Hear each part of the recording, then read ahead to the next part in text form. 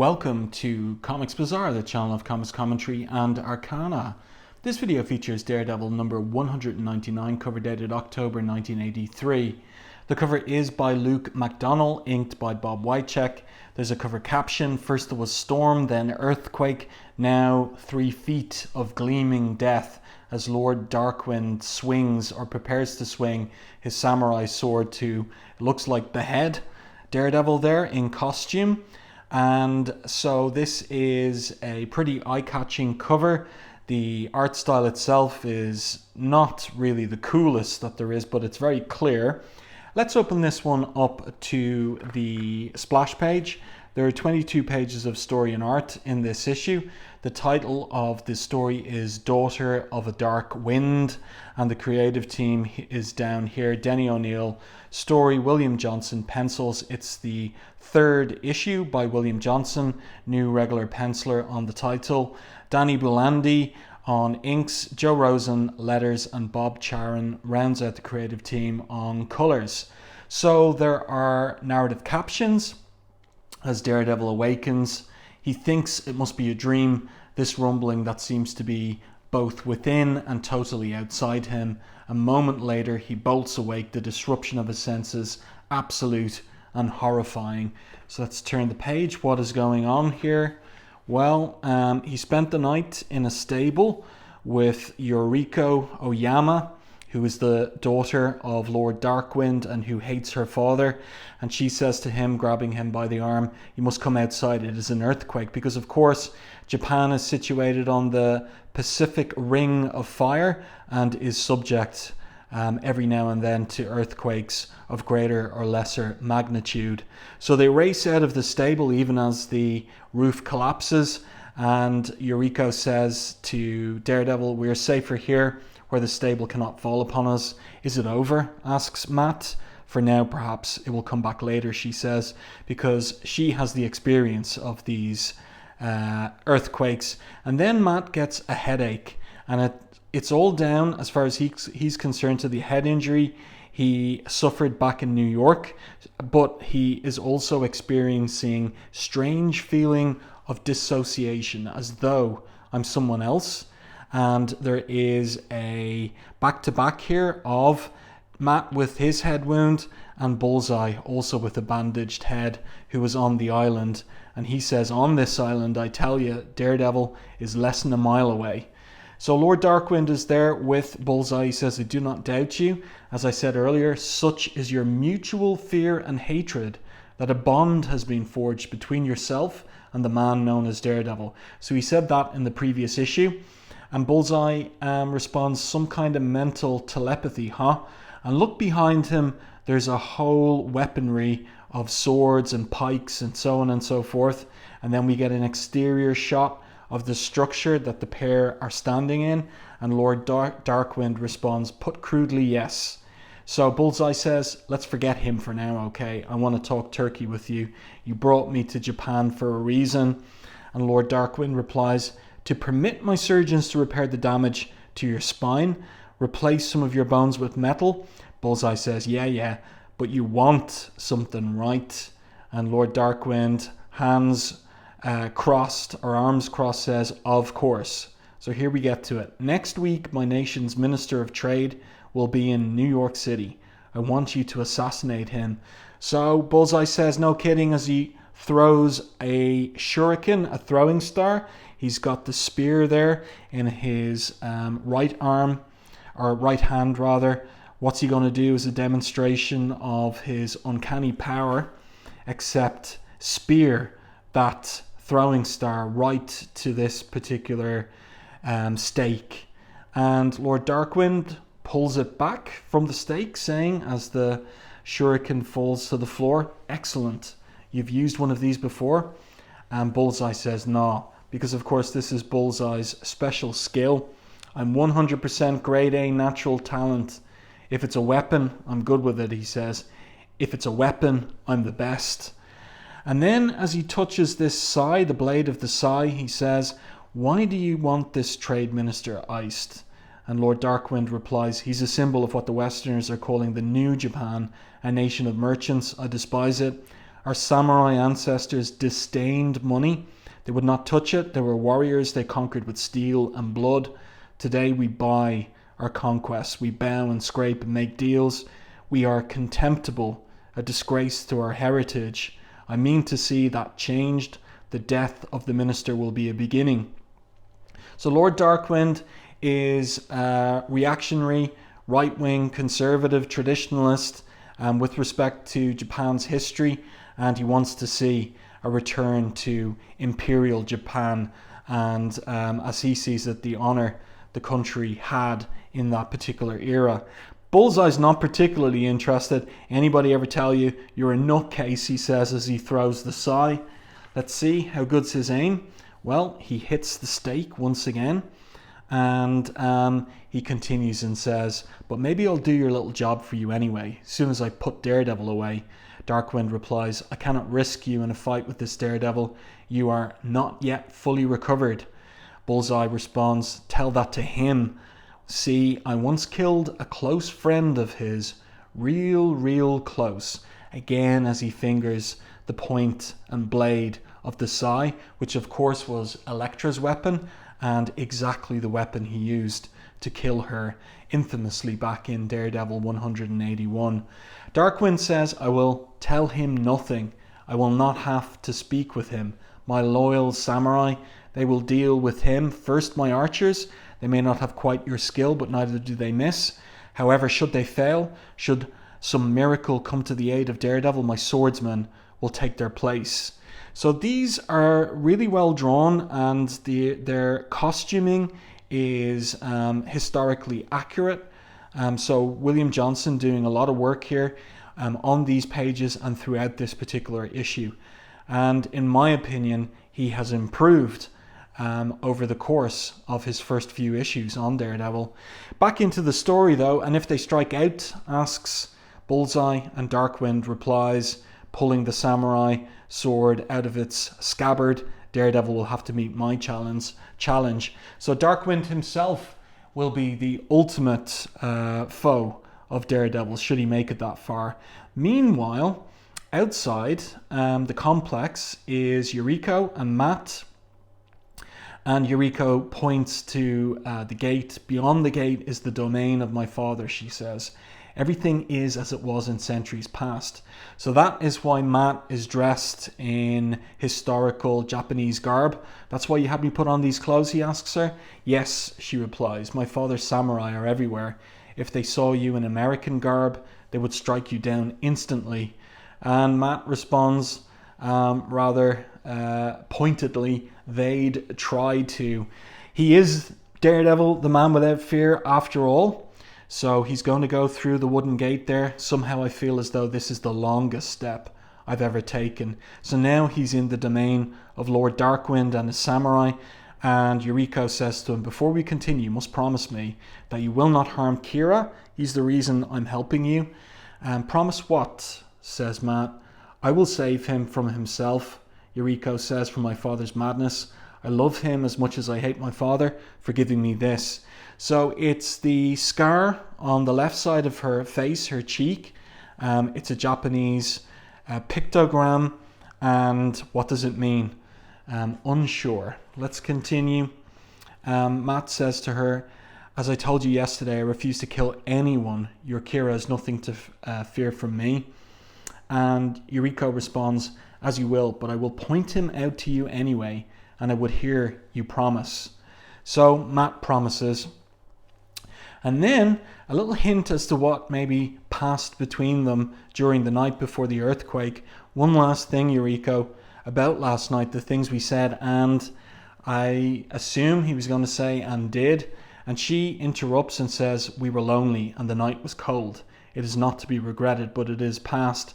So the way I read it is they, to use the euphemism, made love in the stable that night, and then the earth moved for both of them in the form of the literal earthquake. But back into the story, here come those samurai. Really like the choice here by William Johnson to have them slightly tilted as they race through the snow towards Matt. And Yuriko recognizes them as the men that Matt fought the day before in the previous issue. They've recognized us, he exclaims. I told you to kill them, she says to him. It wasn't necessary then, says Matt, and it's not necessary now. So great fight choreography here by William Johnson. And Matt sends a flying kick in the side of the head of one of these samurai. He says, they've been outside all night. I can hear a rattle in their lungs. They're sick with pneumonia, burning with fever and exhausted from the chill. So they're not going to prove a significant threat to either Matt or Yuriko. They're brave soldiers, stupid but brave, he says. And Yuriko responds, they're neither. They're merely loyal to my father. And he asks why. Because he gives them something to die for. It is only himself and his ideals, but that is more than most men have, she replies. And Daredevil responds, you sound as though you admire him. And she replies, I am his daughter, but I hate him because I do not believe his ideals are worth dying for. Kira does not share this belief. And there is the man in question that she loves, and he begs to join the fight, but Lord Darkwind says, put away your blade. You will cut no one today. I have other work for you. He wants him to accompany Bullseye to New York, and away he goes. And a servant comes forward and says, two strangers approach, a man and a woman. Darkwind replies, dispatch the archers, tell them to aim well. And the servant says, but if the woman is your daughter, and here we have the measure of Darkwind, how callous he is, how single-minded, tell them to aim well, he says, with his eyes narrowed. And out in the grounds of the domain, Yuriko is touching her scarred face, and she continues with her story about Kira. Of all the men I've met, only Kira and you could bear to touch me. Only you and Kira were not repulsed by. And Matt fills in, your scar? It doesn't bother me at all. To me, it's an abstraction, but I am curious about it. And she picks up and says, the meaning is known only to my father. It somehow concerns the day he survived crashing his airplane into the American ship. He claims that on that day, his mission became plain to him. So that's World War II and the war in the Pacific that she is referring to. He branded all of his children on their faces and on their spirits. My brothers died for him. So in a certain sense, she is out for revenge. Let's continue. And she weeps there and says, I'm my father's daughter. These tears are useless. And Matt hushes her. Quiet, someone's coming. Pushes her down on the ground. The Lord Darkwind's archers, we must run, she says. From bows and arrows? And he stands up, no. So again, Matt Murdock, Daredevil, the man without fear. Sight is forever a colourless void, declares the third-person narration. But the four other senses register everything. And a sixth sense, which he calls his radar, does a bit more than that. So now we're going to get yet another fight sequence as Matt faces those archers. That's a really fantastic panel there by Johnson. So the archers loose the arrows and Matt catches every single one of them and snaps them in two. So they run aghast and in awe at what he was capable of. He's far more skilled than they. That's a beautiful page. This one too. Is the word centrific, says Yuriko. Sensational or terrific. Anyway, thanks, says Matt. I like that. A little bit of comedy there from Denny O'Neill. So they keep making their way towards the house. And Matt says, your father obviously knows we're coming. So there's no point in sneaking anymore. Let's not keep him waiting. So I guess then he's going to take off the historical costume and get into his full Daredevil costume, including the mask. But back in the main building of Darkwind's, Bullseye is there. He's got his coat on. He's ready to go to the States, but he's got a couple of questions.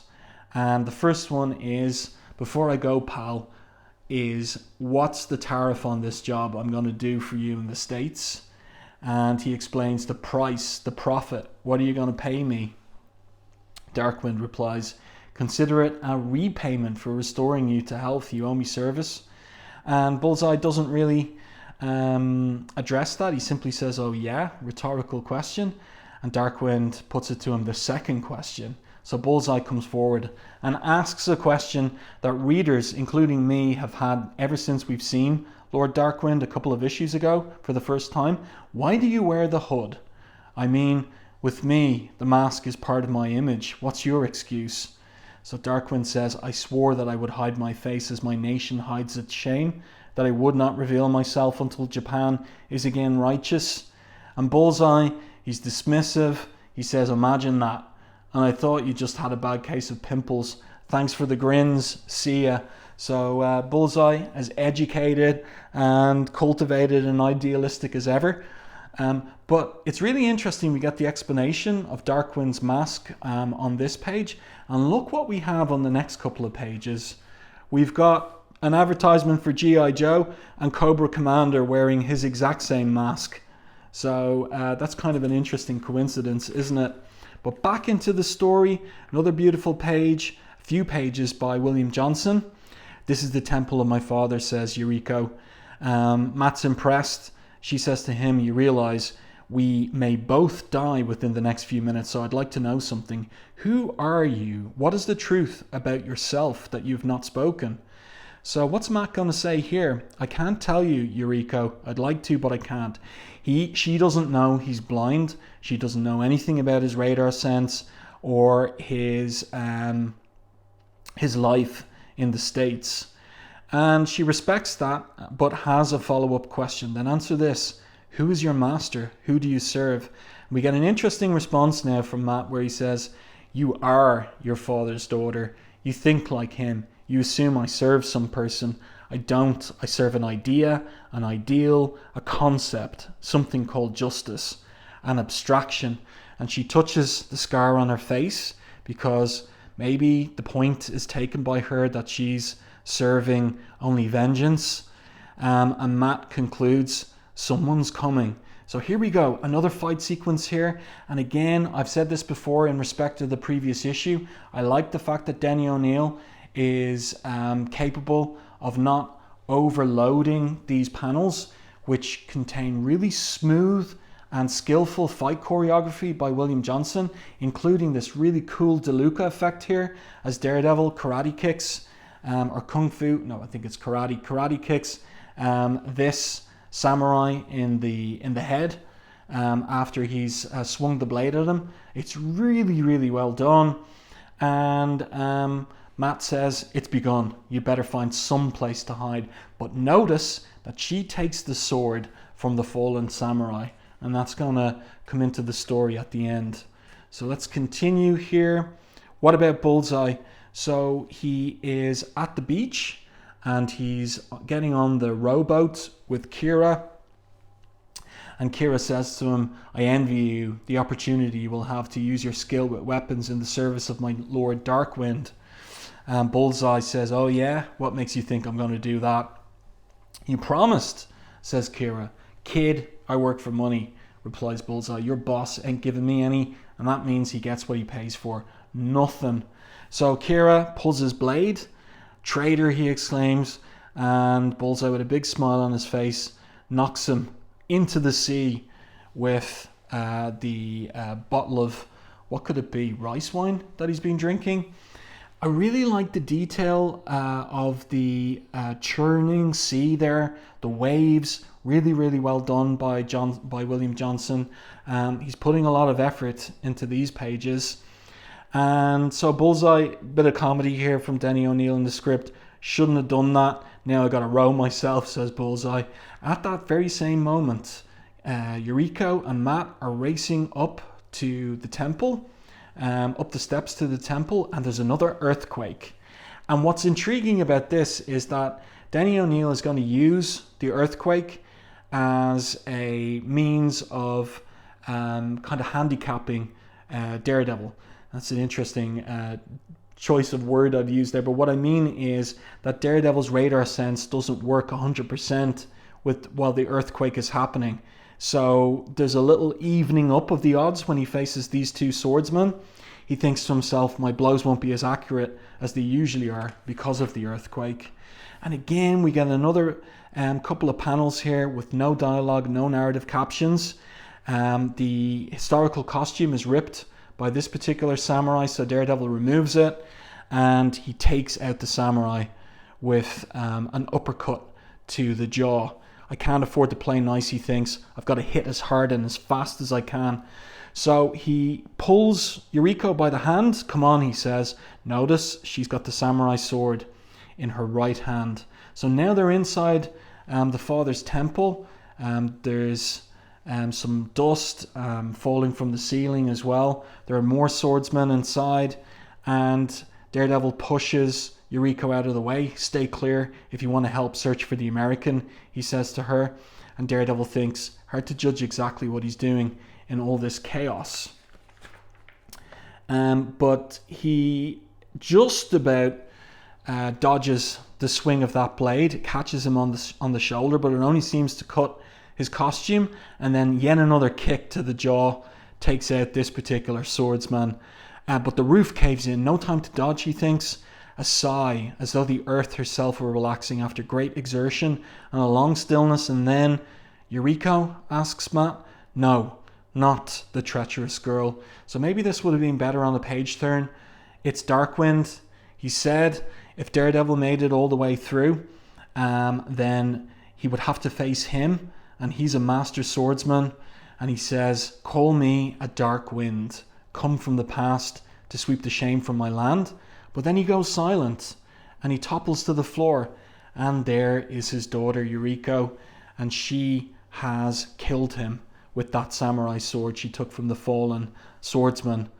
And there we go. So that's the climax. The daughter kills her father.